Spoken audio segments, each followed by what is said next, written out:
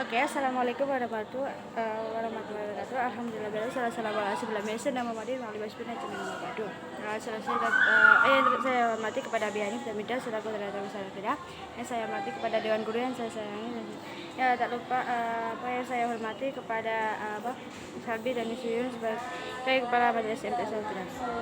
Oke, tak lupa kepada orang tua saya yang selalu mendukung saya. Oke, perkenalkan saya di sini ya.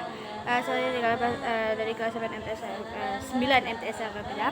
Di pagi hari ini saya akan presentasikan tentang jaringan tumbuhan. Jaringan tumbuhan adalah kumpulan sel yang mempunyai bentuk, asal, fungsi, dan struktur yang sama. Ada beberapa macam-macam jaringan tumbuhan. Yang pertama itu ada jaringan meristem, jaringan epidermis, jaringan parenkim, jaringan penyokong dibagi menjadi dua, yaitu kolenkim dan sklerenkim. Jaringan pengangkut itu xilem, bisa dibagi xilem dan phloem. Jaringan gabus, terakhir jaringan gabus.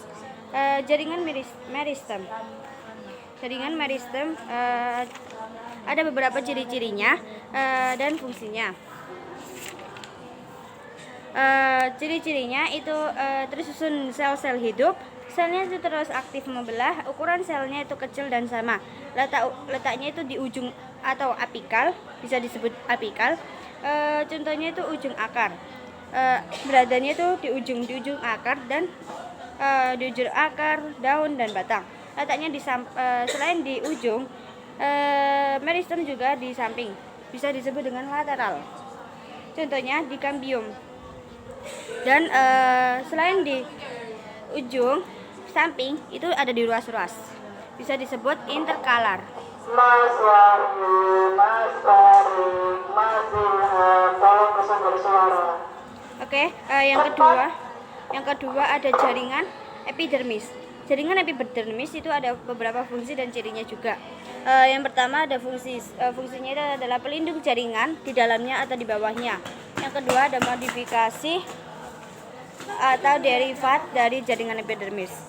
Stomata bisa disebut dengan mulut daun. Lentisel bisa disebut dengan mulut batang. Trikoma bisa disebut dengan tonjolan pada daun, dan spina itu bisa disebut dengan duri. Ciri-cirinya itu tersusun dari sel-sel hidup. Jaringan paling luar tumbuhan, susunan selnya itu rapat.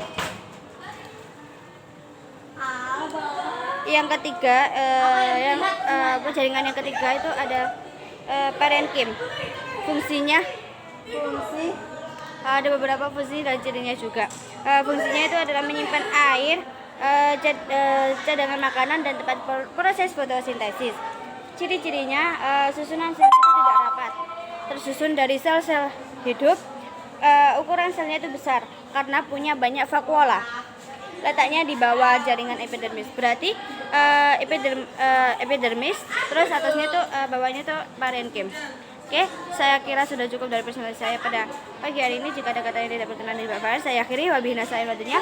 Wassalamualaikum warahmatullahi wabarakatuh.